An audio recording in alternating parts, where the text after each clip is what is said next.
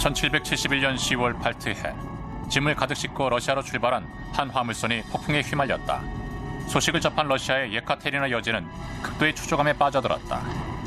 And once you're in there, it's pretty hopeless. 파도는 가격을 매길 수 없을 정도로 귀중한 네덜란드 대가의 명화들을 집어삼켰다. Everything was of first quality. Many of those names are still household names today. 값비싼 화물과 함께 침몰한 난파선은 곧 보물을 쫓는 사냥꾼들의 목표가 됐다. A lot of divers have been trying to find it, so it has been a legend for a long, long time. 한 탐사팀에 의해 발견될 때까지 배는 거센 바다의 한가운데에 조용히 숨어 있었다. 이제 타이타닉이나 어비스 등의 할리우드 영화에 사용됐던 특수기술을 이용해 잠수부들은 한 점의 보물이라도 건져내려 애쓰고 있다. 바로 이 배야말로 오늘날 세계에서 가장 값비싼 난파선인 것이다.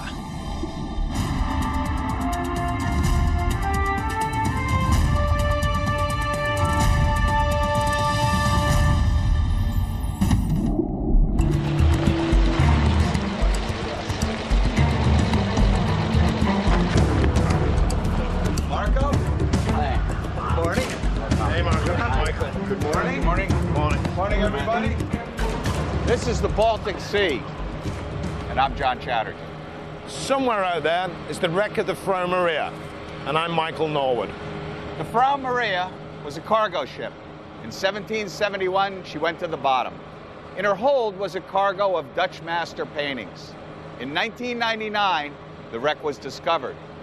I know it's almost unbelievable, but those paintings, they might still be there. What we do know, that on the Frau Maria was a number of paintings from the golden age of the Dutch masters. Rembrandt, Vermeer, and Frans Hals were changing the world of art. So imagine Catherine the Great's disappointment when she finds out that her priceless works of art are on the bottom of the Baltic.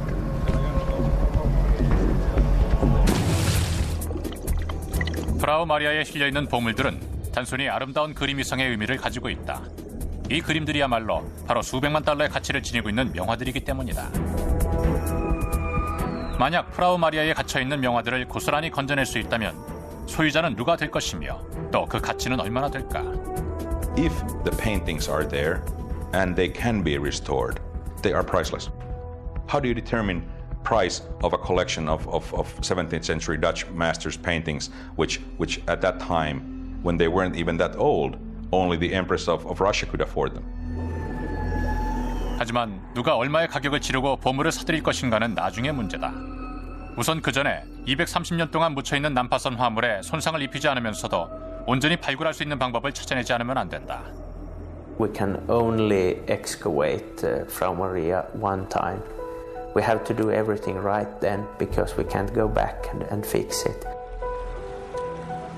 프라우 마리아를 둘러싼 모든 이야기들은 곳곳에 운하가 발달되어 있는 네덜란드의 항구 도시 암스테르담에서부터 시작된다. 1771년 6월 17일 목재상이자 유명한 예술품 수집가였던 게리 브람캄프가 71세의 나이로 세상을 떠났다. 그는 죽기 전 약 30여 년간 유럽의 뛰어난 예술작품들을 사들이는데 자신의 거의 모든 재산을 쏟아부었다. He lost his wife at a very early age, and his collection was something like his partner. You know, that's where all his energy and all his attention and all his love went. 브람캄프의 사망 후 상류층인 유럽의 왕족들은 브람캄프가 소장하고 있던 거장들의 명화를 사기 위해 그의 집으로 몰려갔다.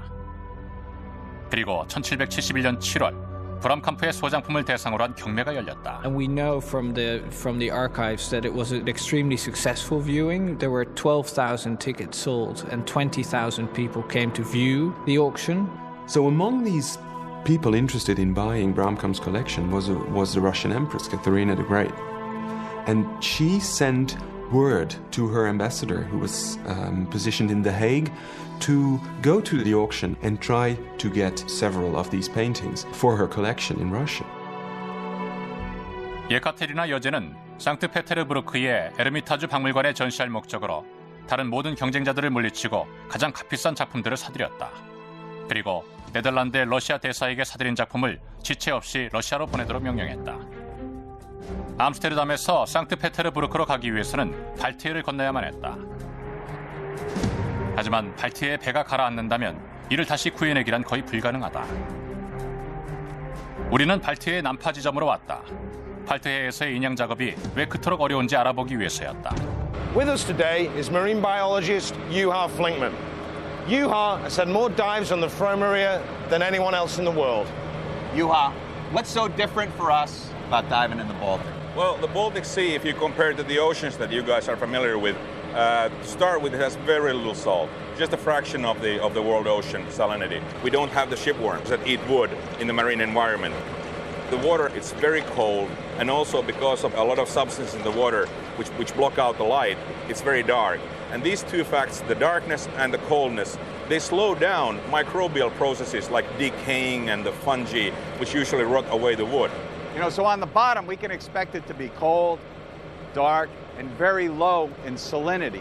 So that explains why the wood of a shipwreck might be preserved for extremely long periods of time. 채터스는 다른 선원들과 함께 잠수 준비에 들어갔고 마이클은 선상에 남아 진행 상황을 지켜보기로 했다. 오늘은 프라우 마리아를 탐사하지 않는다. 단지 발트해의 일반적인 특성을 체험해보기 위해 비슷한 깊이에 가라앉아 있는 17세기식 스웨덴 전함을 둘러볼 예정이다. 채터스는 사물을 분간하는 데 도움이 되는 간단한 전등을 손에 들고 발트해의 물속으로 들어갔다. 또 발트해의 심해 상태를 마이클이 볼 수 있도록 비디오 카메라도 소지했다. How's the visibility down there, John? Over. Well, it's extremely dark. There's a lot of floating particulate matter in the water. All received. So hopefully maybe we need something a bit better down there, over. That's right. This light is no good. I'm coming up. 수면 위로 올라온 뒤 마이클과 채터스는 비디오로 찍어온 화면을 살펴봤다.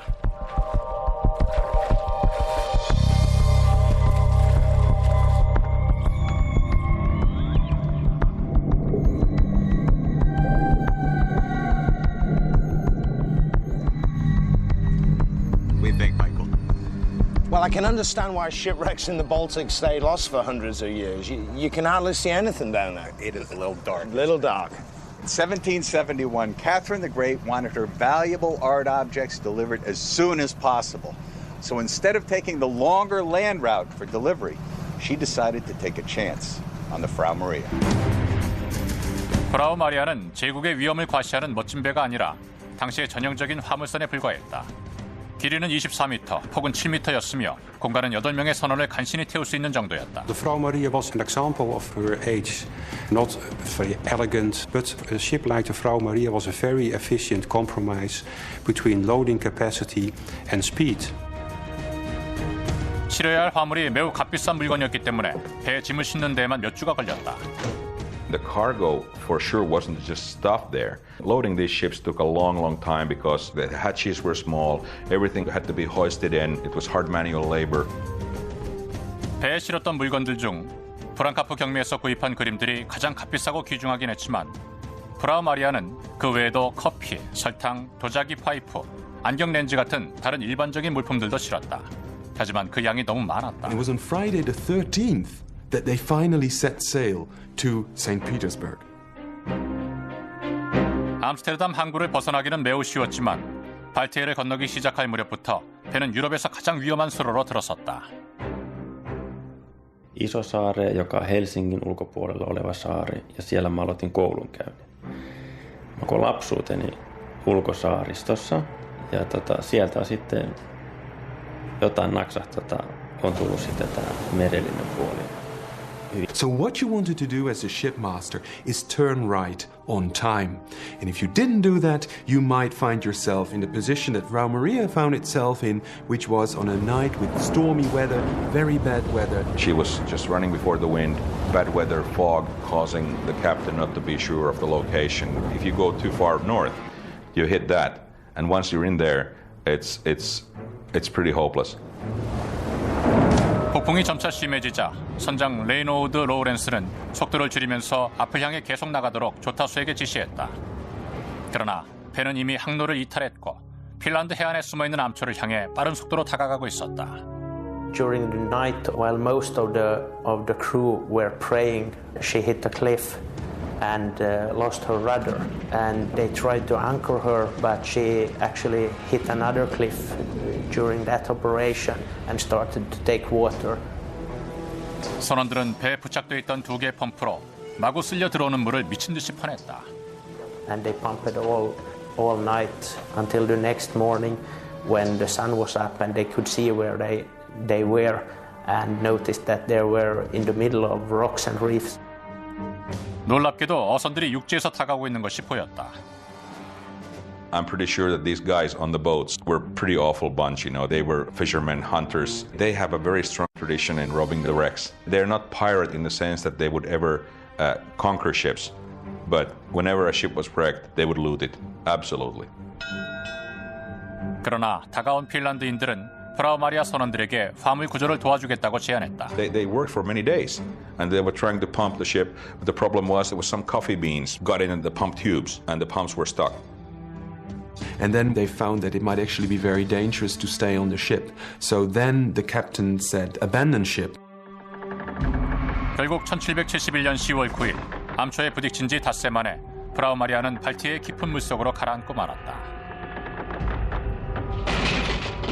프라우 마리아가 사라졌다는 소식이 예카테리나에게 전해졌고 이후부터 대대적인 수색이 시작됐다. 하지만 무려 230년이 지나 첨단 장비를 사용할 수 있게 된 후에야 한때 사라졌던 보물선이 다시 역사 속으로 들어올 수 있었던 것이다.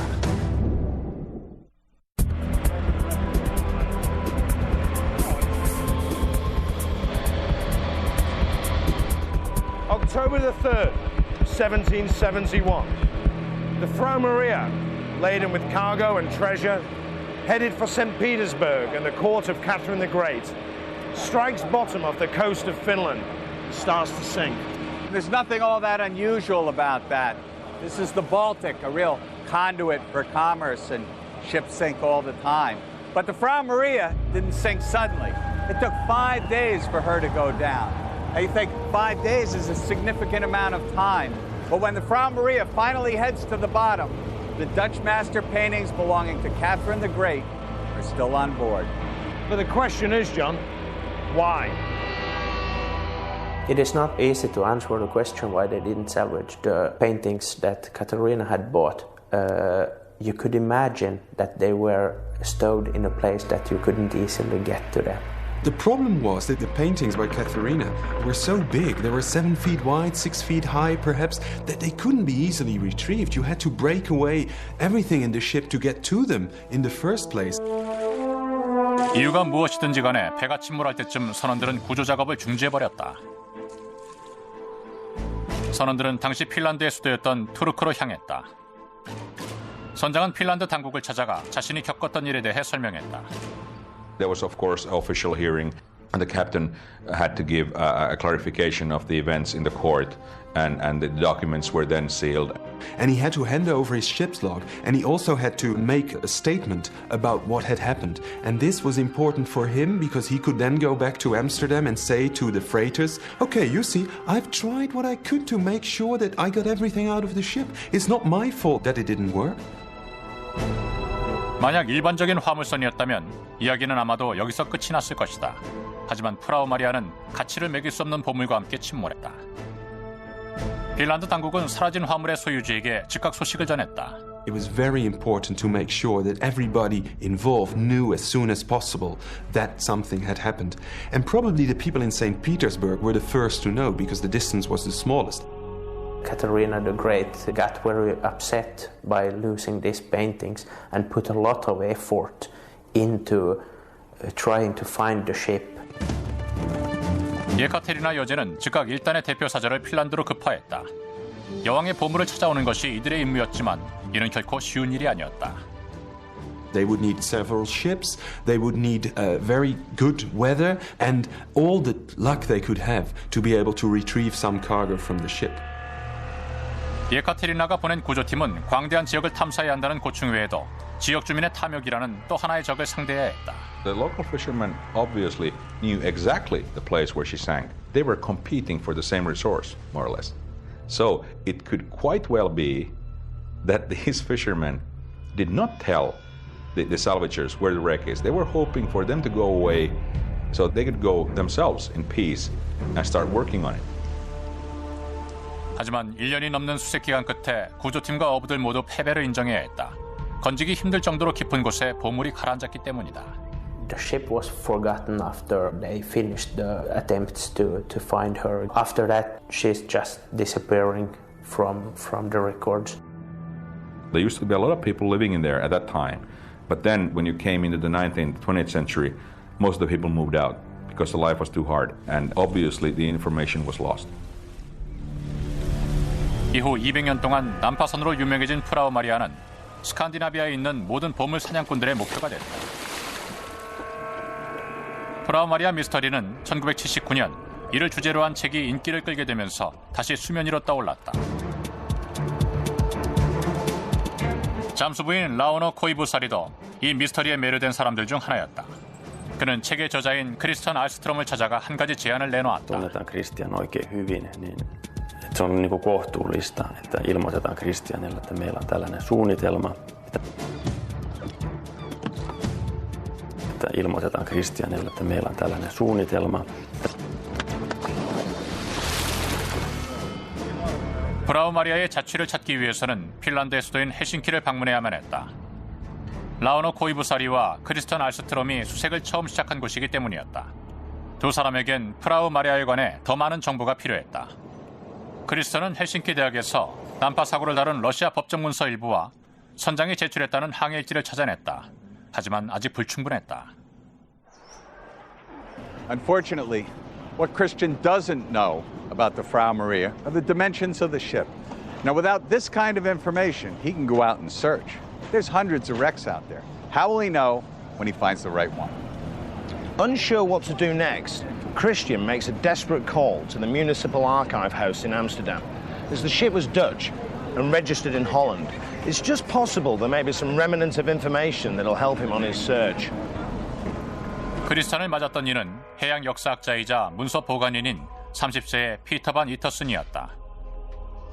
프라우 마리아를 발견하기 위해서는 화물선의 외관과 형태를 기록하고 있는 문서를 이터슨이 찾아내야만 했다. You can find here all kinds of things from 16th century on. In the first place, the records of the authorities of the city of Amsterdam, records from particular firms, companies, and so on. 이상하게도 예카테리나 여제의 값비싼 화물이 유실됐다는 기록은 어디에서도 찾아볼 수 없었다. 하지만 이터스는 1766년에 발행된 오래된 매도 증서를 발견했다. 1776년은 선장 로우렌스가 프라우 마리아를 사들인 해다. Inventory of the ship named Frau Maria. The measures are mentioned here. 거래 목록에 기록된 바에 따르면 배의 정확한 크기는 길이 27m에 폭이 7m였다. 또한 배에 설치된 장비의 형태, 돛대의 수, 심지어 주전자와 프라이팬에 관한 내용까지 기록되어 있었다. 라오노와 크리스천은 대박을 터뜨린 것이다. 마침내 수색이 시작됐다. Ne sanoo, että ne hoitaa kaiken ja tosiasiassa ne ei sit oikeastaan hoitanut yhtään mitään. Kaikki se tuki, mikä siinä oli, me saatiin se tuli meidän kautta. Sitten kun me mentiin paikan päälle, niin 1998년에 두 사람은 10여 개의 난파선을 찾아냈다. 그중 하나는 그 형태나 크기가 프라우 마리아와 매우 비슷했다.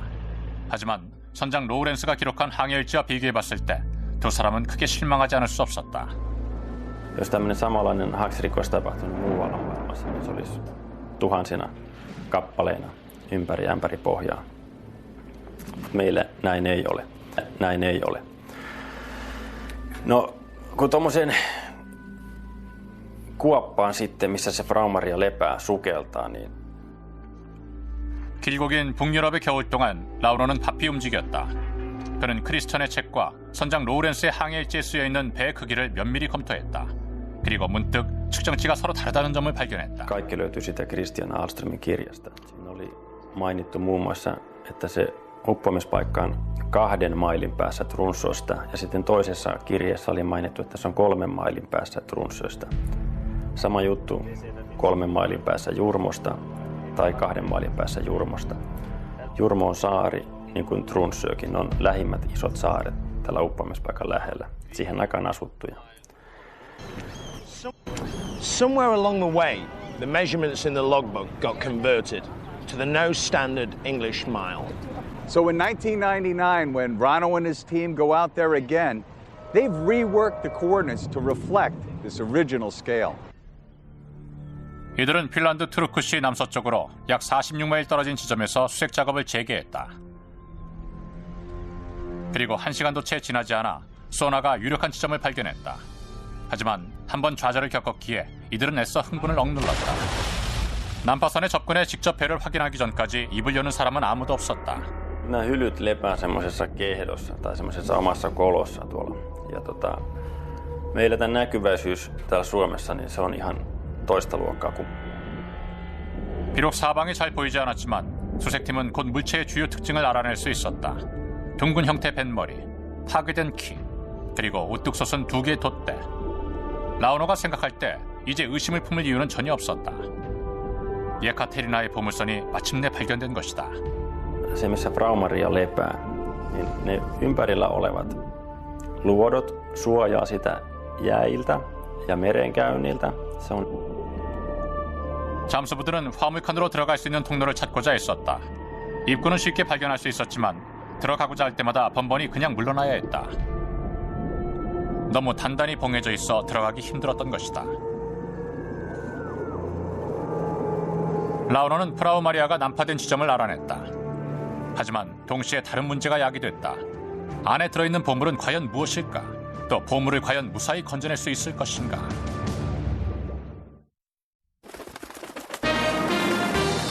당신이 찾는 행복의 파랑새는 뉴욕 생명 안에 있습니다. 162년 동안 지켜온 신뢰와 가치. 행복한 미래와 키스하세요. 뉴욕 생명. 세계의 고대 도시를 따라 펼쳐지는 미스터리 탐사 다큐멘터리 역사의 진실을 깨워라.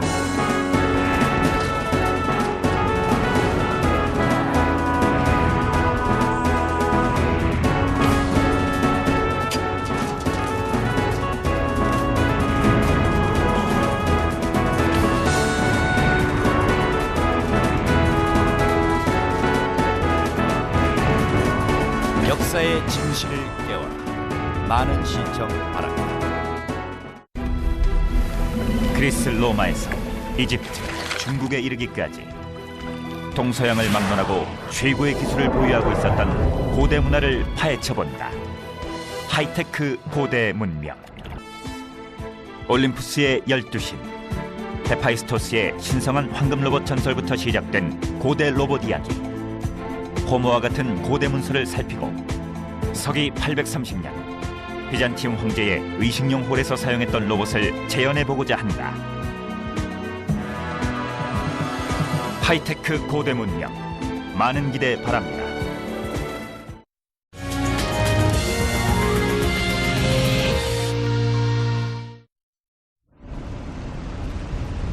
(1999년 7월 28일) 라우노 코이부사리가 이끄는 핀란드 잠수부들이 전설로 전해져 내려오던 발트해의 보물선 프라우 마리아를 발견했다. 가판에서는 파티가 열렸다. 다음날 아침이 되자 이 소식은 헬싱키에까지 전해졌고 라우노가 탄 배에는 카메라를 대동한 기자들이 들이닥쳤다. Niin mä heräsin sitten siihen, että nämä kaverit oli tulossa. Innokkaimmat toimittajat oli tulossa siihen, että nämä kaverit oli tulossa. Innokkaimmat toimittajat oli tulossa helikopterilla sinne ja samaan aikaan Turun Sanomista ja joku muukin. 비록 난파선과 그 안에 실려있는 네덜란드 화가들의 명화를 발견하는 것이 모든 보물 사냥꾼들의 꿈이긴 했지만 라우노는 소유권을 주장할 수 없었다. 만약 프라우 마리아가 공해에 가라앉았다면 그와 그의 팀원들은 배에 실려있는 보화의 일부를 손에 쥘 수 있었을 것이다. 하지만 배는 핀란드 바다에 가라앉았고 따라서 법에 따라 보물은 즉각 핀란드 국고로 귀속됐다. All the shipwrecks which are located within the Finnish territorial waters, wherever they have game on, they are protected by the legislation. So as well we are responsible for our own really Finnish. 핀란드 정부는 약탈을 막기 위해 누구도 현장에 접근하지 못하도록 즉각 조치를 취했다. 핀란드 군대가 현장에 나타난 것이다. There's camera control, there's hydrophones, radar control, so nobody can close that wreck. without getting caught. It takes about 5 minutes and the Coast Guard is there. With the discovery of the Frau Maria, a team of marine archaeologists commenced their exploration of the wreck. Initially, they start with an ROV, or remotely operated underwater vehicle. And with us today is Marco Rohr. Now, Marco's a filmmaker and a diver. Marco, how are they going to utilize this particular piece of equipment? Well, this is a good piece of equipment when you found a wreck to see what you have there. But it's very limited because of the small lights and small camera, so you really cannot get the details or the high-quality shots you might need. So the question is, will this particular piece of equipment unlock the secret of what's in the cargo hold of the Frau Maria?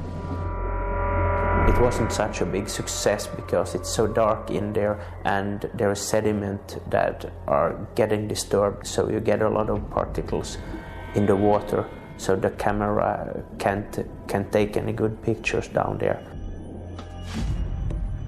어쩔 수 없이 마르코의 도움을 받아야 했다. 마르코는 그 어떤 잠수부보다 노련하다. 또한 그는 어비스나 타이타닉 같은 할리우드의 블록버스터 영화에 참여하기도 한 수중 촬영 전문가다. 하지만 영화에 사용했던 장비도 발트의 가혹한 조건을 견뎌내기에는 적합하지 않았다. These lights are really designed for studio use in California, where there's always summer. So we had to develop new type of lighting that really works with small generators out in the sea and in these cold conditions. We are using huge lighting equipment, best possible film stock, high speed that sees much more than a diver. And these two are the halogen? This is a halogen and that's an HI. 오늘 그는 이 장비의 강력한 성능을 우리에게 보여주기로 했다. 우리는 이미 둘러본 바 있던 장소를 다시 탐사하기로 했다. 17세기식 스웨덴 전함이 있던 지점이다. 당시엔 수중 전등이 큰 도움이 되지 못했지만 마르코가 추천한 장비를 들고 내려가는 만큼 그때와는 상황이 많이 다를 것이다. Oh, guys, this is the surface. How does it look like with the big light on now? Look at the wood. Right down there. You can see the grain in the wood. It looks like practically brand new. You can hear that it's the first time they're on a wreck this old. It's always the same effect.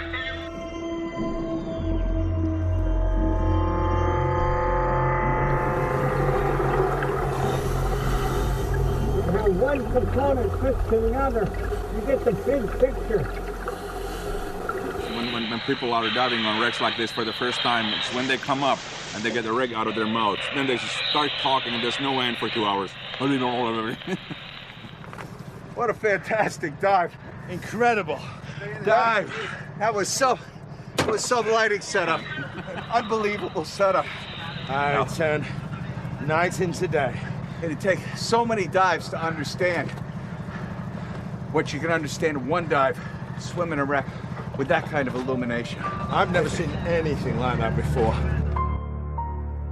프라우 마리아를 탐사할 때는 난파선의 전체 모습, 즉 안쪽과 바깥쪽을 동시에 볼 수 있어야 했다. 마르코는 27m 길이에 이르는 프라우 마리아의 전체 모습을 한 번에 볼 수 있도록 여러 대의 전등을 설치하는 작업에 들어갔다. 물론 배는 전혀 건드리지 않아야 했다. If you've seen any rock concert, you know that they have these huge metal rigs that they have above the stage, which are full of lights. And that's our principle as well. We're using the same rigging systems as Rolling Stones. There's two reasons. One is that we cannot hook any lights on the wreck itself. And we need to have the lights properly installed so that nothing drops down or they are not, so that they don't shake or anything like this. 마르코가 이끄는 팀은 수심 45m 지점에 있는 난파선을 조명으로 밝힌 후 차례차례 수색해 나갔다.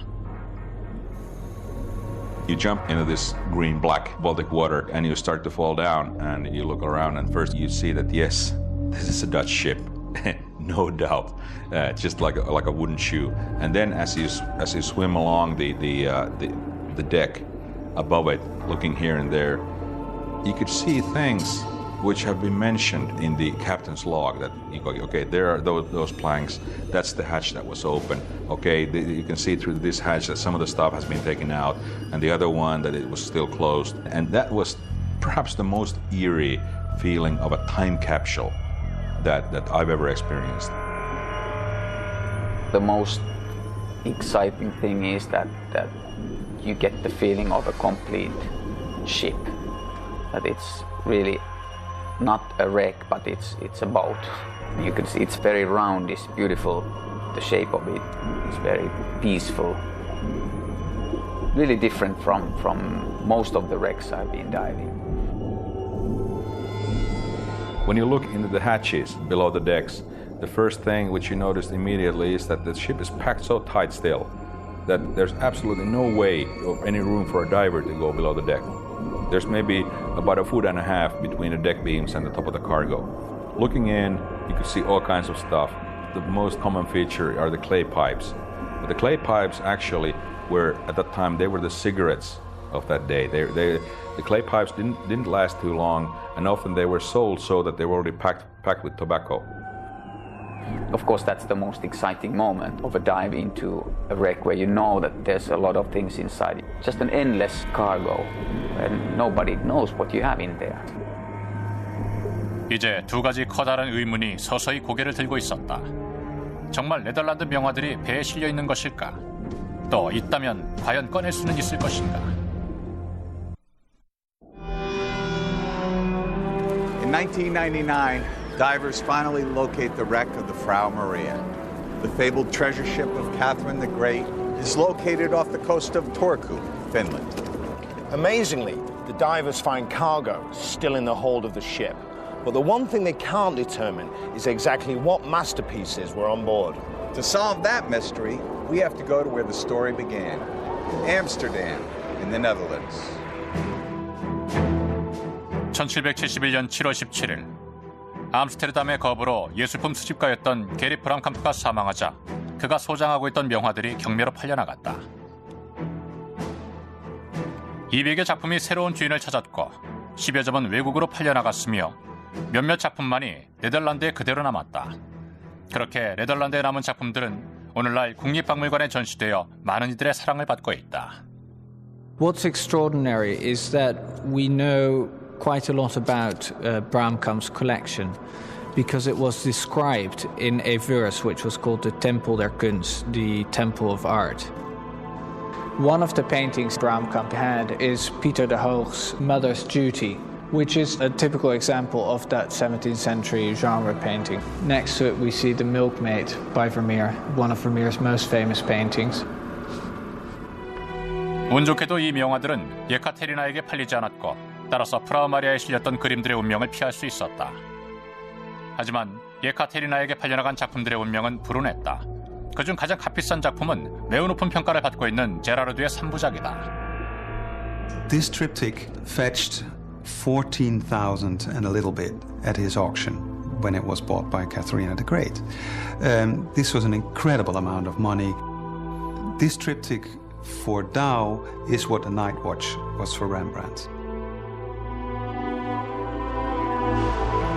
국립박물관 관장은 3부작이 어떻게 생겼는지 정확히 알고 있었다. 당시 큰 찬사를 받았던 이 작품을 제라르드의 한 제자가 베껴 그렸기 때문이다.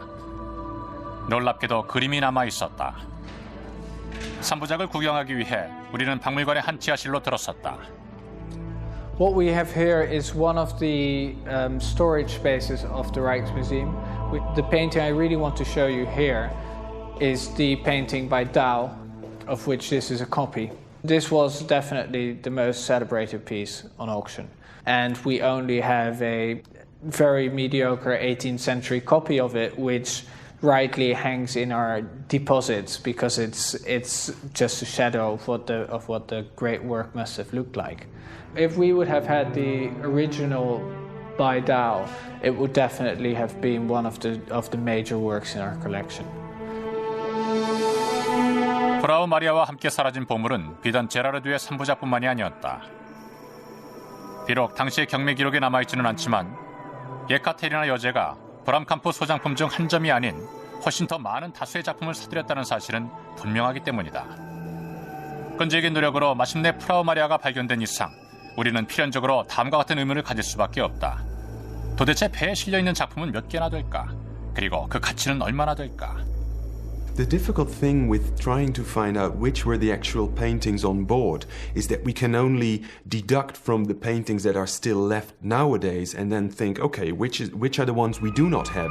And it seems that there were at least 11 paintings that were never found again after they were sold at the auction of Bramkamp. So we might expect that these were the paintings that were on board.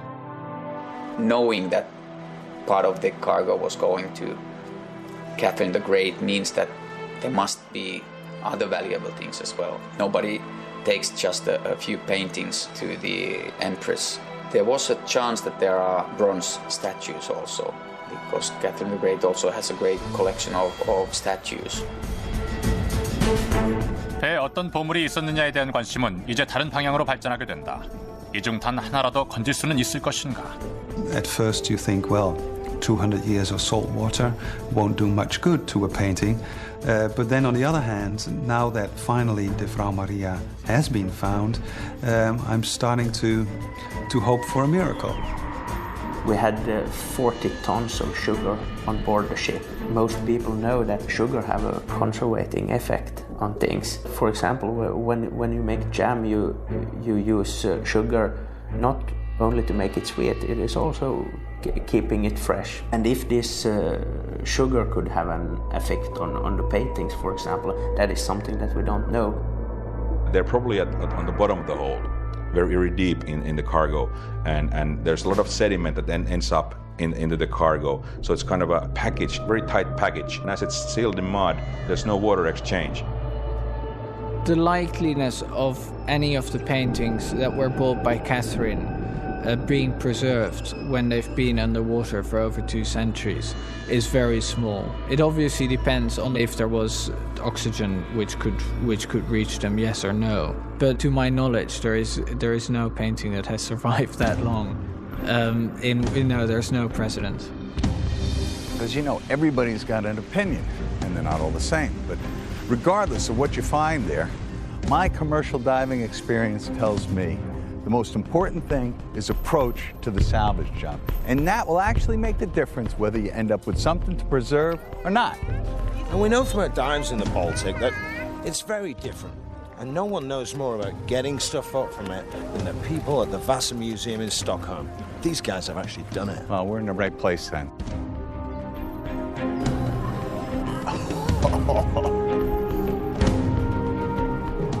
Wow. This is really what archaeology is all about.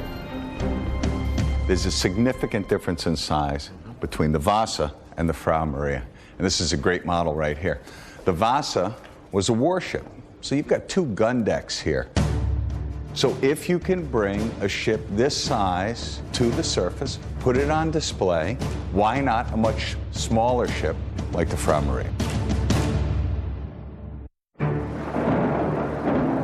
In 1771, the cargo ship Frau Maria ran aground and sank off the coast of Finland. In her hold, a treasure found for Catherine the Great of Russia. For over 200 years, she lay in a state of suspended animation in the cold, dark waters of the Baltic Sea. In 1999, she was discovered with Catherine's cargo still in her hold. So, how do they retrieve this priceless artwork? Do they separate it inside the wreck piece by piece and bring it to the surface? Or raise the ship and its cargo in one, like this nearly 400-year-old warship, the Vasa? If they are successful, we get a glimpse into the world of Catherine the Great. But if they fail, priceless artifacts will be lost on the bottom of the sea forever. To raise something from a shipwreck. Should we raise the Frau Maria or keep it at the bottom of the sea? To be honest, we don't have a straight answer for that, which is why we are doing underwater research at the wreck site. We have to know what kind of an environment she is in presently, and if she is being taken out of the present location and being shifted into shallower water, what will happen then? When you are moving artifacts, lifting stuff from there, you are at the same time you are destroying something. You are destroying the context, and you can't get that back. You have to get it right the first time. Why we can't lift? The cargo of the Frau Maria is full of boxes. If we want to raise one little box, what happened to ones nearby? It might cause a domino effect. You can't take one part without destroying everything else around it. 그렇다면 대담한 방법을 사용하는 수밖에 없다. 프라우 마리아를 통째로 건져내는 것이다. 그 가능성을 알아보기 위해 우리는 스웨덴 스톡홀름에 있는 바사 박물관을 방문하기로 했다. Hey, I'm John. Hi, John. Welcome to Sweden. Nice to meet you. Michael. Hi, Mike. This is an absolutely fantastic display. How big is this ship? The hull is 165 feet long, about 40 feet wide, and almost 70 feet high, and it weighs 1,200 tons. What an ambitious project. Fred, I'd love to go and have a look at the gun deck. Is it okay if I go and check it out? Sure. We'll join you a little later. Well, when did this ship sink? 1628, August 10th, about 5 o'clock in the afternoon. And when did it return to the surface? April 24th, 1961. It took quite a while for them to prepare this ship before they actually brought it. Right. So there was 4 years of diving work before it got to the surface. 2 years of that was spent preparing the ship to be lifted, tunneling under it to put cables to lift it, reinforcing the structure by replacing missing bolts. And then they started lifting it in 1959, and then in a series of stages, lifting it, moving it into shallow water, until finally in April of 61, it got to the surface. So why don't we go on board? Thanks.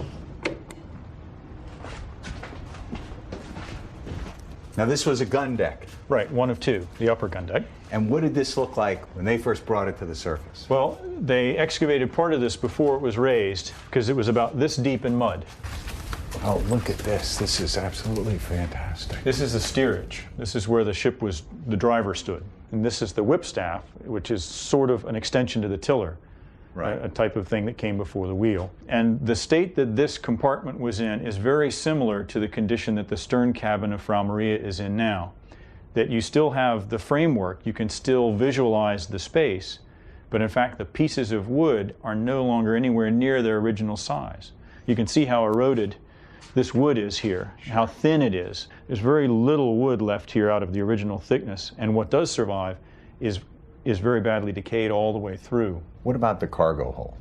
Well, that's one of the more interesting places because the lower decks were the least disturbed, and so the things we found there, or that were found there, were still in their original places. Let's go take a look. Now this would be the best preserved area of the ship? Correct. Fred, the condition of this timber is like almost unbelievable. I mean, it looks like it's, 10 years old. Well, it's actually in the best condition of any of the timber in the ship because it's the farthest down. It was the most deeply buried in the mud. This has been on the surface for 40 years. Are you still learning stuff about this? Sure we are, all the time. That was one of the big questions when they were planning this project was it better to empty the ship first and then raise it, or to raise the ship with all of its contents and then excavate the inside in a more controlled environment? That's going to be the same question for Frau Maria. 하지만 프라우 마리아를 끌어올리려면 아직 좀 더 시간을 두고 기다려야 한다. 1999년에 배를 발견했던 라오노 코이부사리는 구조작업 권리를 놓고 핀란드 해양박물관을 상대로 법정에 소송을 제기했다. Kaikkihan merimuseossa ei edes halunnut, että me löydetään Frau Maria. Ja ne toi sen ihan kunnolla julkisuuteenkin, että terve menoa vaan etsimään Frau Maria, toivottavasti te ette löydä sitä, niin kuin näillä tervehdyssanoilla. Me sitten kuitenkin se löydettiin, niin oli ilmeisesti osa niistä porukasta oli kauhean närkästyneitä ja osa porukasta oli sitten taas, niillä karkas niin sanotusti mopokäsistä. Rupesi isot verot. 라오노의 소송은 배에 실려있는 명화들의 소유권은 누구에게 있는가라는 어려운 질문을 제기한다. 누구에게 소유권이 있을까? 수색 이후에 배를 발견한 사람들인가? 아니면 배가 위치하고 있는 해역을 관할하는 국가인가? 핀란드 정부에서 운영하는 해양박물관 측의 대답은 단순하면서도 확고하다. Wherever they have game on. So as well we are responsible for our own really Finnish cultural heritage as we must also protect Dutch shipwrecks. So. 하지만 박물관 측의 이런 입장에도 불구하고 핀란드 법원은 라우너의 소송 제기를 받아들여 곧 법정에서 시비가 가려질 예정이다. 하지만 놀랍게도 모든 잠수부들이 라우너의 의견에 찬성하는 것은 아니다. Humankind's property and nobody can claim anything. It's like somebody would find a Roman building and say, this is my building, hey, I'm going to do whatever I want with this. It's really, I think it's ridiculous. These wrecks are national property. They should go in the museum for everybody to see. I'm afraid that if economics step in, it's going to cause a lot of problems. My guess would be that, yes, that the state will pay some kind of a reward to the finders, but if they're calculating on the true value of these paintings or whatever object there might be, that's another difficulty, because who can determine the value? So clearly, the story of the Frau Maria and her cargo of riches is far from over. The Finnish Maritime Museum says it'll be years before they have the money to raise the wreck. And with a court case threatening Finland's claim to the wreck, nothing about the Frau Maria is certain. Except for one thing. For the time being, the Frau Maria gets to keep her secrets to herself.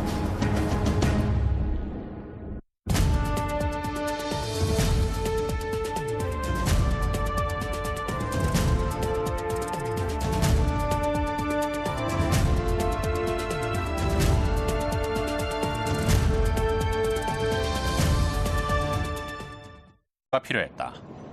크리스턴은 헬싱키 대학에서 난파 사고를 다룬 러시아 법정 문서 일부와 선장이 제출했다는 항해일지를 찾아냈다. 하지만 아직 불충분했다. Unfortunately, what Christian doesn't know about the Frau Maria are the dimensions of the ship. Now, without this kind of information, he can go out and search. There's hundreds of wrecks out there. How will he know when he finds the right one? Unsure what to do next, Christian makes a desperate call to the Municipal Archive House in Amsterdam. As the ship was Dutch and registered in Holland, it's just possible there may be some remnants of information that'll help him on his search. 크리스턴을 맞았던 이는 해양 역사학자이자 문서 보관인인 30세의 피터 반 이터슨이었다. 프라우 마리아를 발견하기 위해서는 화물선의 외관과 형태를 기록하고 있는 문서를 이터슨이 찾아내야만 했다. You can find here all kinds of things from 16th century on. In the first place, the records of the authorities of the city of Amsterdam, records from particular firms, companies, and so on. 이상하게도 예카테리나 여제의 값비싼 화물이 유실됐다는 기록은 어디에서도 찾아볼 수 없었다. 하지만 이터스는 1766년에 발행된 오래된 매도 증서를 발견했다. 1776년은 선장 로우렌스가 프라우 마리아를 사들인 해다. Inventory of the ship named Frau Maria. The measures are mentioned here. 거래 목록에 기록된 바에 따르면 배의 정확한 크기는 길이 27m에 폭이 7m였다. 또한 배에 설치된 장비의 형태, 돛대의 수, 심지어 주전자와 프라이팬에 관한 내용까지 기록되어 있었다. 라우너와 크리스턴은 대박을 터뜨린 것이다. 마침내 수색이 시작됐다. Ne sanoi, että ne hoitaa kaiken ja tosiasiassa ne ei sit oikeastaan hoitanut yhtään mitään. Kaikki se tuki, mikä siinä oli, me saatiin se tuli meidän kautta. Sitten kun me mentiin paikan päälle, niin 1998년에 두 사람은 10여 개의 난파선을 찾아냈다. 그중 하나는 그 형태나 크기가 프라우 마리아와 매우 비슷했다. 하지만 선장 로우렌스가 기록한 항해일지와 비교해봤을 때 두 사람은 크게 실망하지 않을 수 없었다. Jos tämmöinen samanlainen haaksirikko olisi tapahtunut muualla maailmassa, niin se olisi tuhansina kappaleina ympäri ämpäri pohjaa. Meillä näin ei ole. Näin ei ole. No, kun tuommoisen kuoppaan sitten, missä se Frau Maria lepää, sukeltaa, niin 길고 긴 북유럽의 겨울 동안 라우너는 바삐 움직였다. 그는 크리스턴의 책과 선장 로우렌스의 항해일지에 쓰여있는 배의 크기를 면밀히 검토했다. 그리고 문득 측정치가 서로 다르다는 점을 발견했다. Kaikki löytyi sitä Christian Ahlströmin kirjasta. Siinä oli mainittu muun muassa, että se uppoamispaikka on 2 mailin päässä Tromsøsta, ja sitten toisessa kirjeessä oli mainittu, että se on 3 mailin päässä Tromsøsta. Sama juttu 3 mailin päässä Jurmosta tai 2 mailin päässä Jurmosta. Jurmo on saari, niin kuin Tromsøkin on lähimmät isot saaret tällä uppoamispaikan lähellä. Siihen aikaan asuttuja. Somewhere along the way, the measurements in the logbook got converted to the no standard English mile. So in 1999, when Rano and his team go out there again, they've reworked the coordinates to reflect this original scale. 이들은 핀란드 투르크시 남서쪽으로 약 46마일 떨어진 지점에서 수색 작업을 재개했다. 그리고 1시간도 채 지나지 않아 소나가 유력한 지점을 발견했다. 하지만 한번 좌절을 겪었기에 이들은 애써 흥분을 억눌렀다. 난파선의 접근에 직접 배를 확인하기 전까지 입을 여는 사람은 아무도 없었다. Nämä hylyt lepää semmoisessa kehdossa tai semmoisessa omassa kolossa tuolla. Ja meillä tämä näkyväisyys täällä Suomessa, niin se on ihan toista luokkaa kuin. 비록 사방이 잘 보이지 않았지만 수색팀은 곧 물체의 주요 특징을 알아낼 수 있었다. 둥근 형태 뱃머리, 파괴된 키, 그리고 우뚝 솟은 2개의 돛대. 라우너가 생각할 때 이제 의심을 품을 이유는 전혀 없었다. 예카테리나의 보물선이 마침내 발견된 것이다.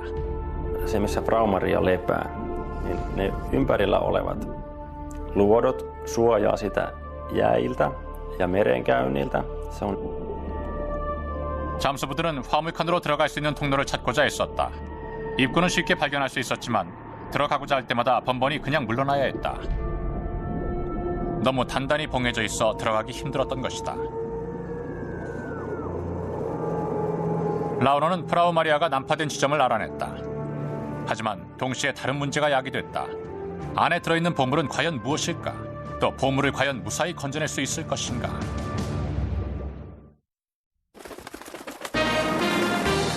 당신이 찾는 행복의 파랑새는 뉴욕 생명 안에 있습니다. 162년 동안 지켜온 신뢰와 가치, 행복한 미래와 키스하세요.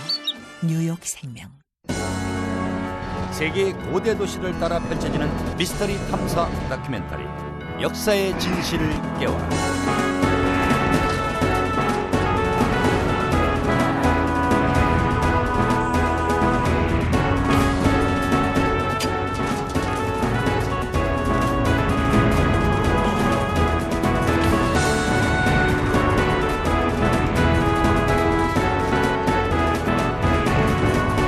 역사의 진실을 깨워라.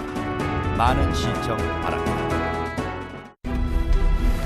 그리스 로마에서 이집트, 중국에 이르기까지 동서양을 막론하고 최고의 기술을 보유하고 있었던 고대 문화를 파헤쳐본다. 하이테크 고대 문명. 올림푸스의 12신, 헤파이스토스의 신성한 황금 로봇 전설부터 시작된 고대 로봇 이야기. 호모와 같은 고대 문서를 살피고 서기 830년 비잔티움 황제의 의식용 홀에서 사용했던 로봇을 재현해보고자 한다. 하이테크 고대 문명, 많은 기대 바랍니다.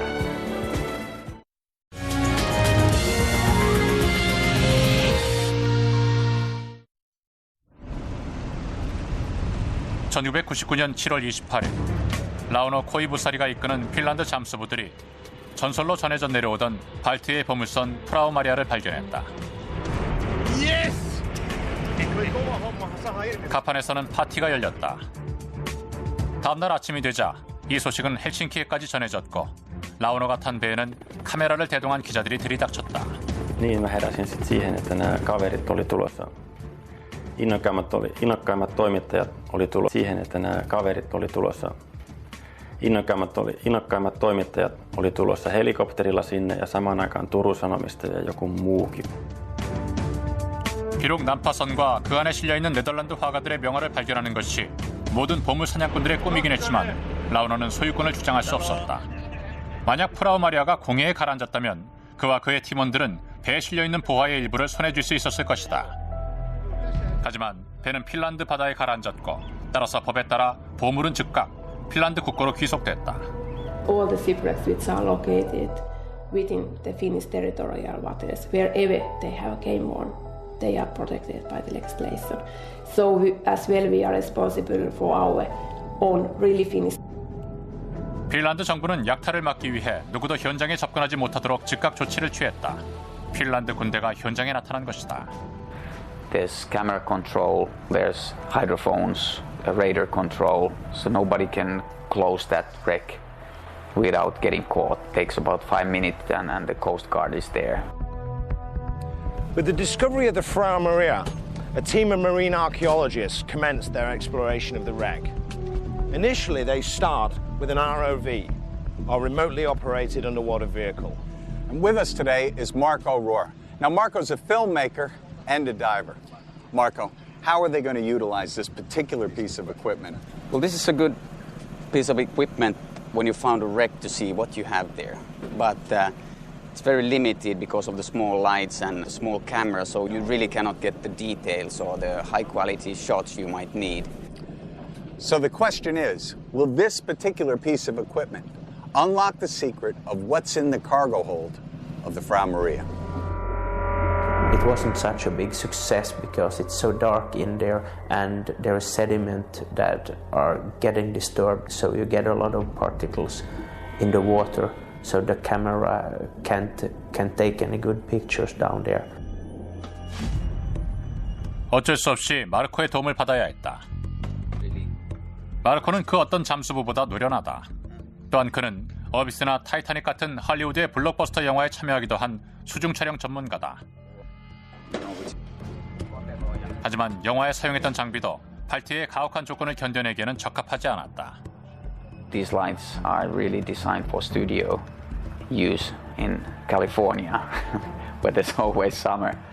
So we had to develop new type of lighting that really works with small generators out in the sea and in these cold conditions. We are using huge lighting equipment, best possible film stock, high speed, that sees much more than a diver.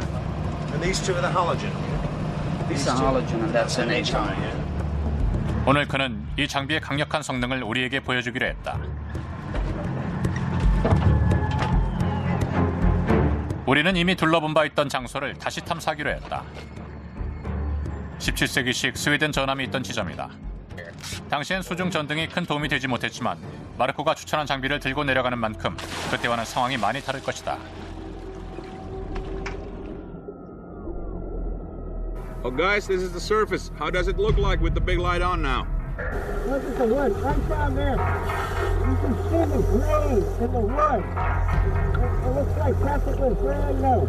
You can hear that it's the first time they're on a wreck this old. It's always the same effect.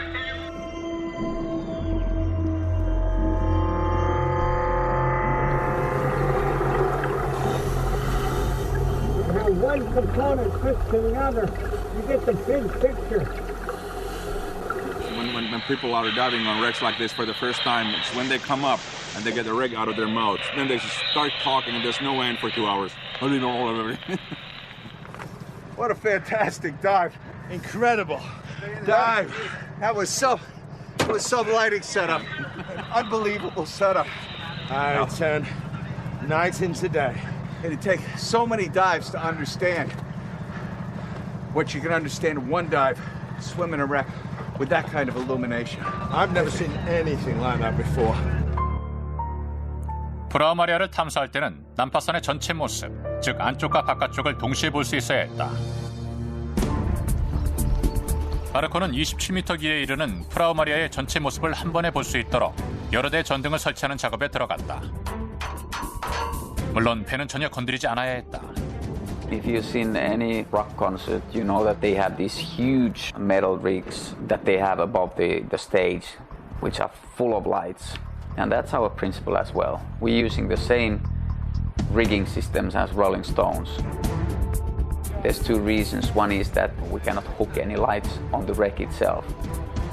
And we need to have the lights properly installed so that nothing drops down or they are not, so that they don't shake or anything like this. 마르코가 이끄는 팀은 수심 45m 지점에 있는 난파선을 조명으로 밝힌 후 차례차례 수색해 나갔다.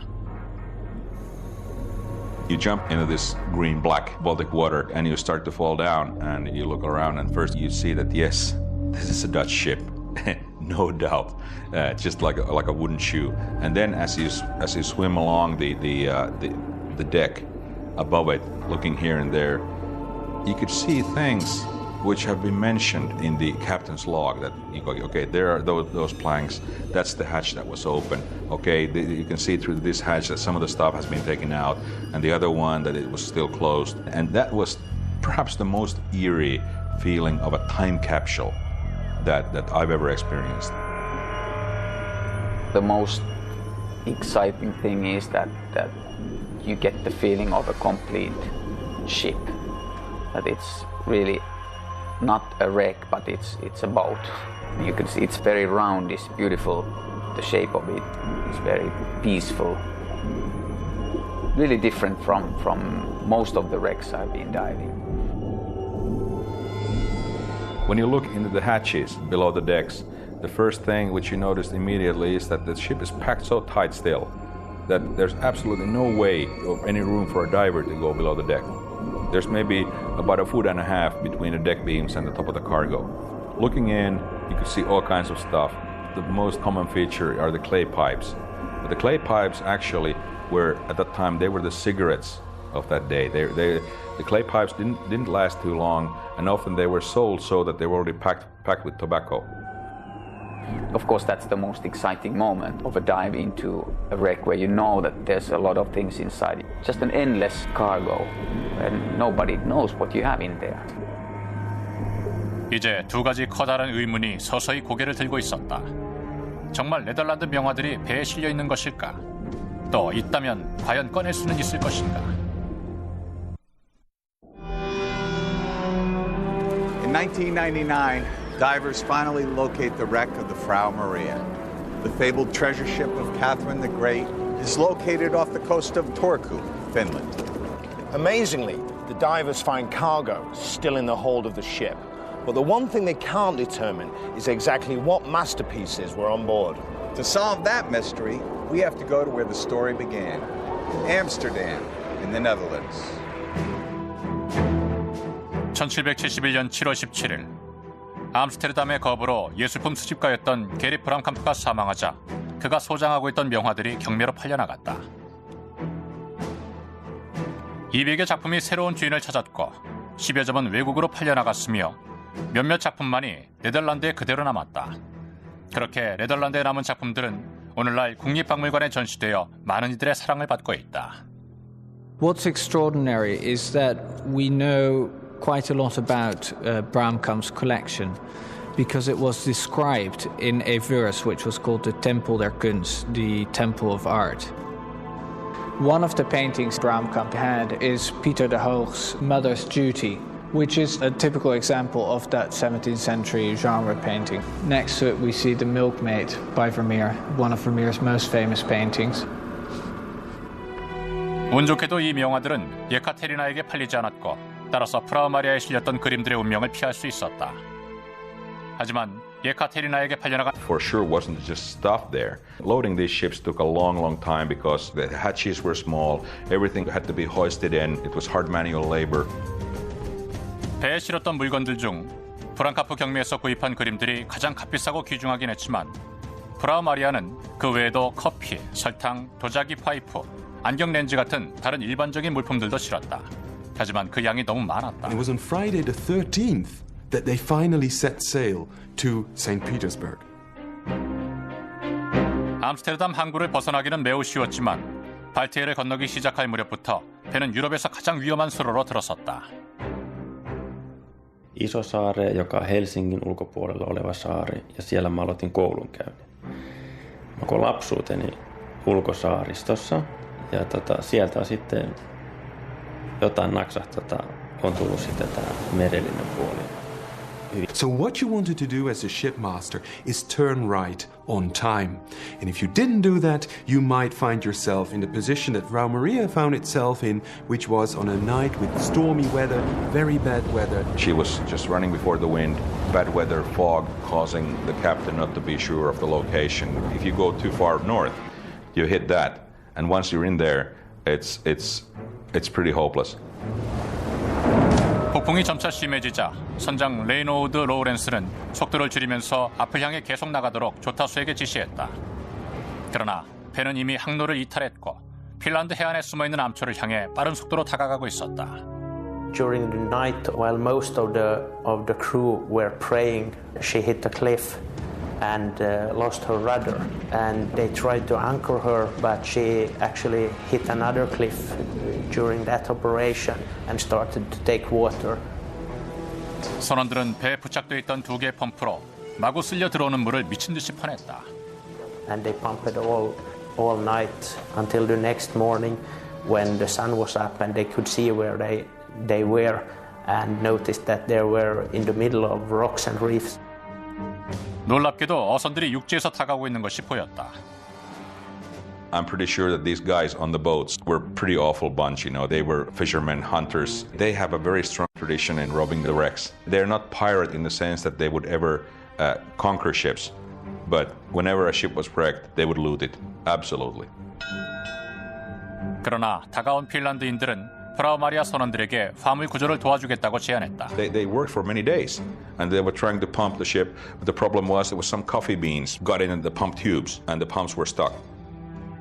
And then they found that it might actually be very dangerous to stay on the ship. So then the captain said, abandon ship. 결국 1771년 10월 9일 암초에 부딪힌 지 닷새 만에 프라우 마리아는 발티의 깊은 물속으로 가라앉고 말았다. 프라우 마리아가 사라졌다는 소식이 예카테리나에게 전해졌고 이후부터 대대적인 수색이 시작됐다. 하지만 무려 230년이 지나 첨단 장비를 사용할 수 있게 된 후에야 한때 사라졌던 보물선이 다시 역사 속으로 들어올 수 있었던 것이다.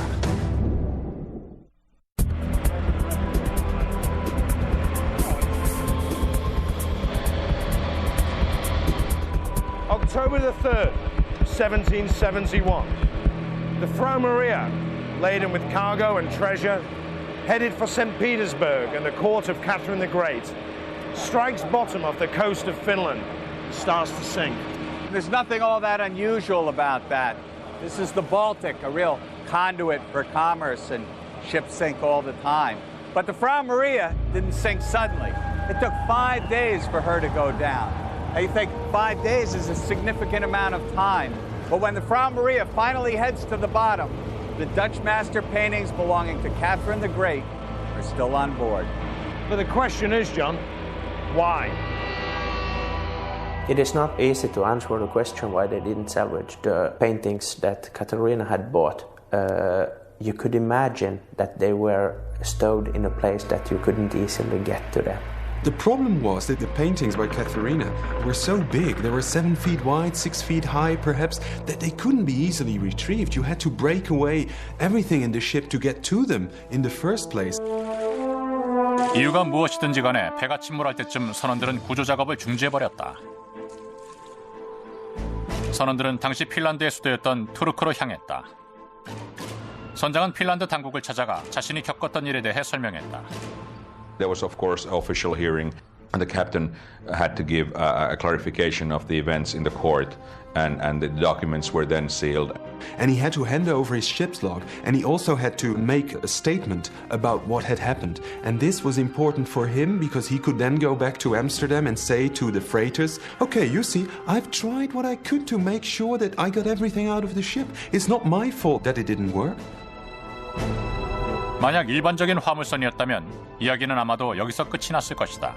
하지만 프라우 마리아는 가치를 매길 수 없는 보물과 함께 침몰했다. 핀란드 당국은 사라진 화물의 소유주에게 즉각 소식을 전했다. It was very important to make sure that everybody involved knew as soon as possible that something had happened. And probably the people in St. Petersburg were the first to know because the distance was the smallest. Katarina the Great got very upset by losing these paintings and put a lot of effort into trying to find the ship. 예카테리나 여제는 즉각 일단의 대표 사절을 핀란드로 급파했다. 여왕의 보물을 찾아오는 것이 이들의 임무였지만 이는 결코 쉬운 일이 아니었다. They would need several ships, they would need very good weather and all the luck they could have to be able to retrieve some cargo from the ship.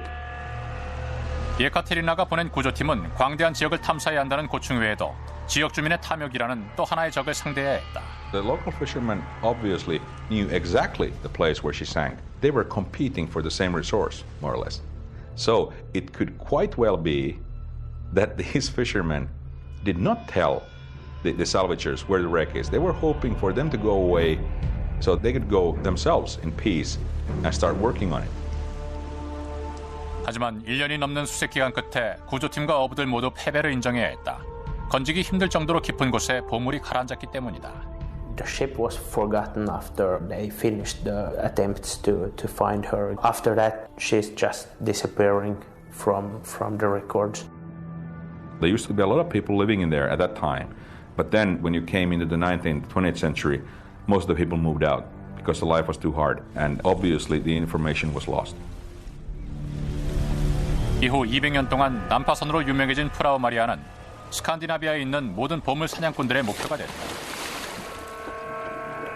프라우 마리아 미스터리는 1979년 이를 주제로 한 책이 인기를 끌게 되면서 다시 수면 위로 떠올랐다. 잠수부인 라오노 코이부사리도 이 미스터리에 매료된 사람들 중 하나였다. 그는 책의 저자인 크리스천 알스트롬을 찾아가 한 가지 제안을 내놓았다. Tunnetaan Christian oikein hyvin, niin se on niin kuin kohtuullista, että ilmoitetaan Christianille, että meillä on tällainen suunnitelma. Ilmoitetaan Christianille, että meillä on tällainen suunnitelma. 프라우 마리아의 자취를 찾기 위해서는 핀란드의 수도인 헬싱키를 방문해야만 했다. 라오노 코이부사리와 크리스천 알스트롬이 수색을 처음 시작한 곳이기 때문이었다. 두 사람에겐 프라우 마리아에 관해 더 많은 정보가 1771년 10월 발트해 짐을 가득 싣고 러시아로 출발한 한 화물선이 폭풍에 휘말렸다. 소식을 접한 러시아의 예카테리나 여제는 극도의 추조감에 빠져들었다. And once you're in there, it's pretty hopeless. 파도는 가격을 매길 수 없을 정도로 귀중한 네덜란드 대가의 명화들을 집어삼켰다. Everything was of the first quality. Many of those names are still household names today. 값비싼 화물과 함께 침몰한 난파선은 곧 보물을 쫓는 사냥꾼들의 목표가 됐다. A lot of divers have been trying to find it, so it has been a legend for a long, long time. 한 탐사팀에 의해 발견될 때까지 배는 거센 바다의 한가운데 조용히 숨어 있었다. 이제 타이타닉이나 어비스 등의 할리우드 영화에 사용됐던 특수기술을 이용해 잠수부들은 한 점의 보물이라도 건져내려 애쓰고 있다. 바로 이 배야말로 오늘날 세계에서 가장 값비싼 난파선인 것이다.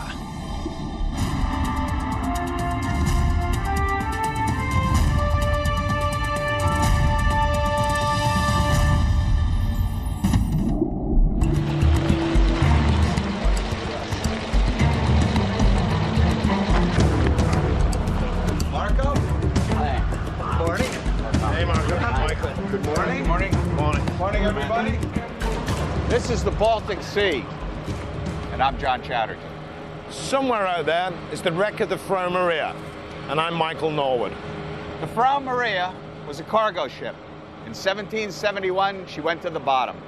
In her hold was a cargo of Dutch master paintings. In 1999, the wreck was discovered. I know it's almost unbelievable, but those paintings, they might still be there.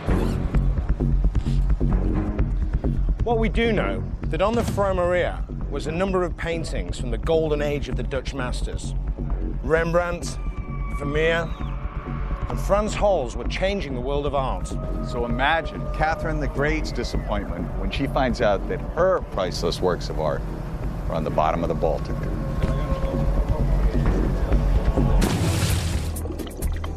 프라우 마리아에 실려있는 보물들은 단순히 아름다운 그림 이상의 의미를 가지고 있다.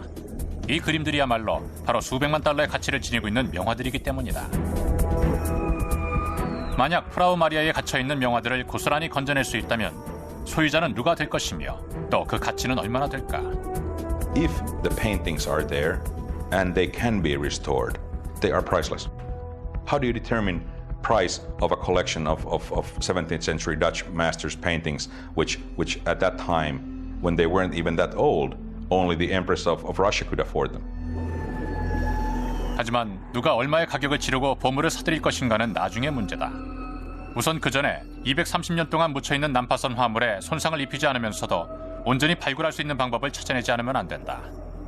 We can only excavate Frau Maria one time. We have to do everything right then because we can't go back and fix it. 프라우 마리아를 둘러싼 모든 이야기들은 곳곳에 운하가 발달되어 있는 네덜란드의 항구 도시 암스테르담에서부터 시작된다. 1771년 6월 17일 목재상이자 유명한 예술품 수집가였던 게리 브람캄프가 71세의 나이로 세상을 떠났다. 그는 죽기 전 약 30여 년간 유럽의 뛰어난 예술 작품들을 사들이는데 자신의 거의 모든 재산을 쏟아부었다.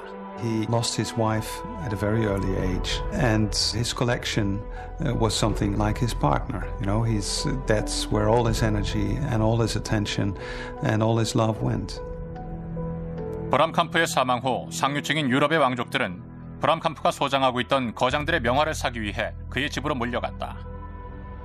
그리고 1771년 7월 브람캄프의 소장품을 대상으로 한 경매가 열렸다. And we know from the archives that it was an extremely successful viewing. There were 12,000 tickets sold and 20,000 people came to view the auction. So among these people interested in buying Bramkamp's collection was the Russian Empress Catherina the Great. And she sent word to her ambassador, who was positioned in The Hague, to go to the auction and try to get several of these paintings for her collection in Russia. 예카테리나 여제는 상트페테르부르크의 에르미타주 박물관에 전시할 목적으로 다른 모든 경쟁자들을 물리치고 가장 값비싼 작품들을 사들였다. 그리고 네덜란드의 러시아 대사에게 사들인 작품을 지체 없이 러시아로 보내도록 명령했다. 암스테르담에서 상트페테르부르크로 가기 위해서는 발티해를 건너야만 했다. 하지만 발티해에 배가 가라앉는다면 이를 다시 구해내기란 거의 불가능하다. 우리는 발티해의 남파 지점으로 왔다. 발티해에서의 인양 작업이 왜 그토록 어려운지 알아보기 위해서였다. With us today is marine biologist Juha Flinkman.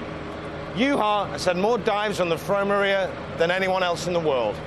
Juha, what's so different for us about diving in the Baltic? Well, the Baltic Sea, if you compare it to the oceans that you guys are familiar with, to start with, it has very little salt, just a fraction of the world ocean salinity. We don't have the shipworms that eat wood in the marine environment. The water, it's very cold, and also because of a lot of substances in the water which block out the light, it's very dark. And these two facts, the darkness and the coldness, they slow down microbial processes like decaying and the fungi, which usually rot away the wood. You know, so on the bottom, we can expect it to be cold, dark, and very low in salinity.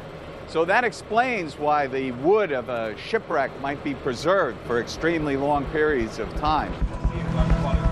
채터스는 다른 선원들과 함께 잠수 준비에 들어갔고 마이클은 선상에 남아 진행 상황을 지켜보기로 했다. 오늘은 프라우 마리아를 탐사하지 않는다. 단지 발티해의 일반적인 특성을 체험해보기 위해 비슷한 깊이에 가라앉아 있는 17세기식 스웨덴 전함을 둘러볼 예정이다. 채터스는 사물을 분간하는 데 도움이 되는 간단한 전등을 손에 들고 발티해의 물속으로 들어갔다. 또 발티해의 심해 상태를 마이클이 볼 수 있도록 비디오 카메라도 소지했다. How's the visibility down there, John? Over? Well, it's extremely dark. There's a lot of floating particulate matter in the water. All received. So hopefully maybe we need something a bit better down there, over. That's right. This light is no good. I'm coming up. 수면 위로 올라온 뒤 마이클과 채터스는 비디오로 찍어온 화면을 살펴봤다.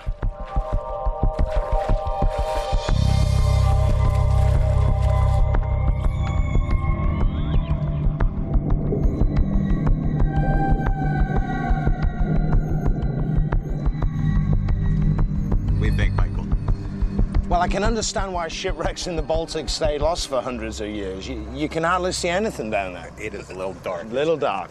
In 1771, Catherine the Great wanted her valuable art objects delivered as soon as possible. So instead of taking the longer land route for delivery, she decided to take a chance on the Frau Maria. 프라우 마리아는 제국의 위험을 과시하는 멋진 배가 아니라 당시의 전형적인 화물선에 불과했다. 길이는 24m, 폭은 7m였으며 공간은 8명의 선원을 간신히 태울 수 있는 정도였다. The Frau Maria was an example of her age. Not very elegant, but a ship like the Frau Maria was a very efficient compromise between loading capacity and speed. 실어야 할 화물이 매우 값비싼 물건이었기 때문에 배에 짐을 싣는 데에만 몇 주가 걸렸다. The cargo. 한 작품들의 운명은 불운했다. 그중 가장 값비싼 작품은 매우 높은 평가를 받고 있는 제라르드의 3부작이다. This triptych fetched 14,000 and a little bit at his auction when it was bought by Katharina the Great. This was an incredible amount of money. This triptych for Douw is what the Night Watch was for Rembrandt. 국립박물관 관장은 3부작이 어떻게 생겼는지 정확히 알고 있었다. 당시 큰 찬사를 받았던 이 작품을 제라르드의 한 제자가 베껴 그렸기 때문이다. 놀랍게도 그림이 남아 있었다. 3부작을 구경하기 위해 우리는 박물관의 한 지하실로 들어섰다. What we have here is one of the storage spaces of the Rijksmuseum. The painting I really want to show you here is the painting by Douw, of which this is a copy. This was definitely the most celebrated piece on auction. And we only have a very mediocre 18th century copy of it, which rightly hangs in our deposits because it's just a shadow of what the great work must have looked like. If we would have had the original by Douw, it would definitely have been one of the major works in our collection. 프라우 마리아와 함께 사라진 보물은 비단 제라르드의 3부작뿐만이 아니었다. 비록 당시의 경매 기록에 남아있지는 않지만 예카테리나 여제가 브람캄프 소장품 중 한 점이 아닌 훨씬 더 많은 다수의 작품을 사들였다는 사실은 분명하기 때문이다.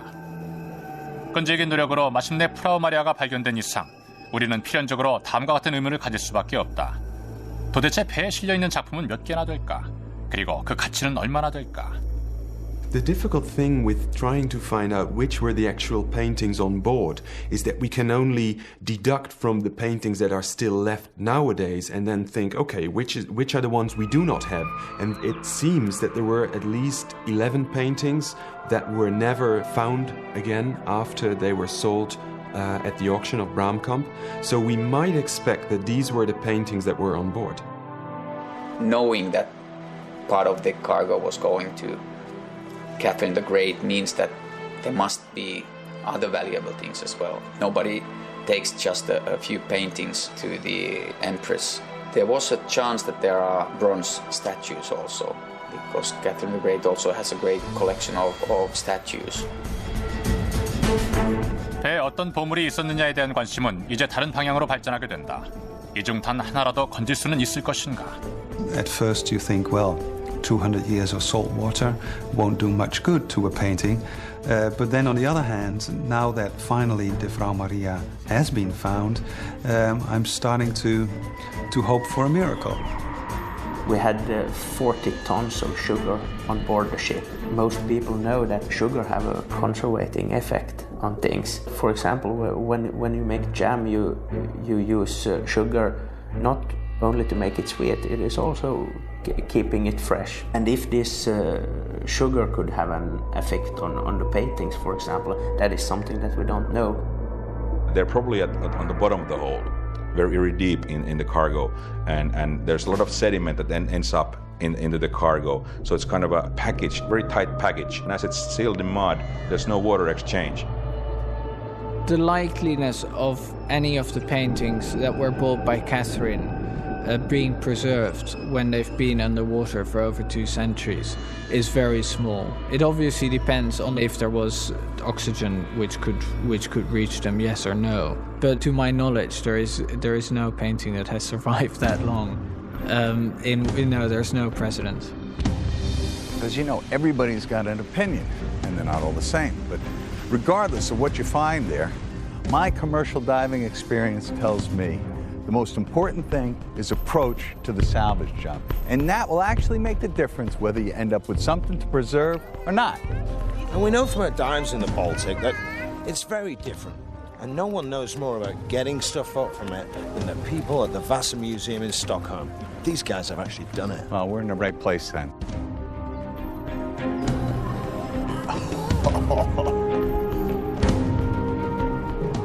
Wow.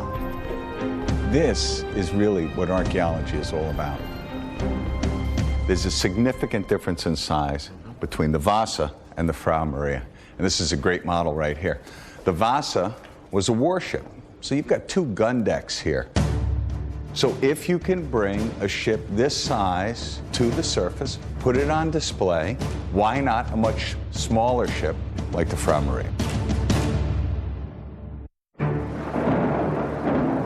In 1771, the cargo ship Frau Maria ran aground and sank off the coast of Finland.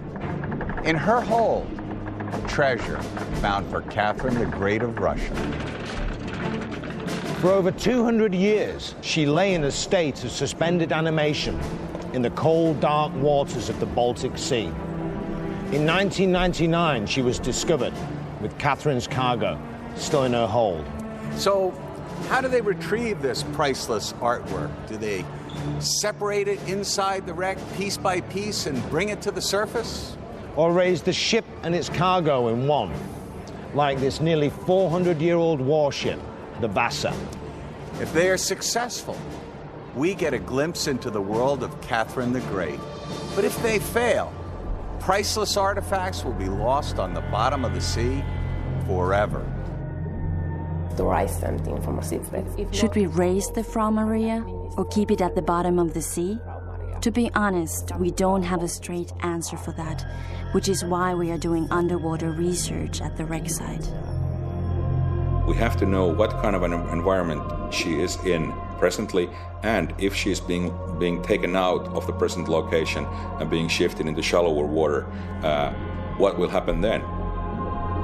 When you are moving artifacts, lifting stuff from there, you are at the same time you are destroying something. You are destroying the context, and you can't get that back. You have to get it right the first time. Why we can't lift?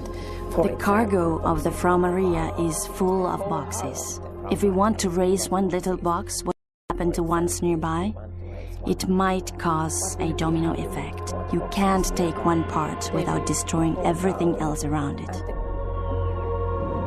그렇다면 대담한 방법을 사용하는 수밖에 없다. 프라우 마리아를 통째로 건져내는 것이다. 그 가능성을 알아보기 위해 우리는 스웨덴 스톡홀름에 있는 바사 박물관을 방문하기로 했다. Hey, I'm John. Hi, John. Welcome to Sweden. Nice to meet you. Michael. Hi, Mike. This is an absolutely fantastic display. How big is this ship? The hull is 165 feet long, about 40 feet wide, and almost 70 feet high, and it weighs 1,200 tons. What an ambitious project. Fred, I'd love to go and have a look at the gun deck. Is it okay if I go and check it out? Sure, we'll join you a little later. Well, when did this ship sink? 1628, August 10th, about 5 o'clock in the afternoon. And when did it return to the surface? April 24th, 1961.